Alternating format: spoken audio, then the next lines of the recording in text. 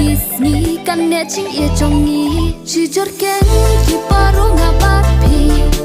ngen ya lang hadu bakut kisni ki kular balak lei tu ai bakit scam shapran bat kalawe jujur ken ki paro ngabat pi ngen ya lang hadu bakut kisni ki kular balak lei tu ai bakit scam shapran bat kalawe jujur ken ki paro ngabat pi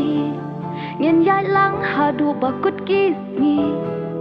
ki kular balak lei tu ai bakit scam shapran bat kalawe jujur ken ki paro ngabat pi ngen ya lang hadu bakut kisni ki kular balak lei tu ai bakit scam shapran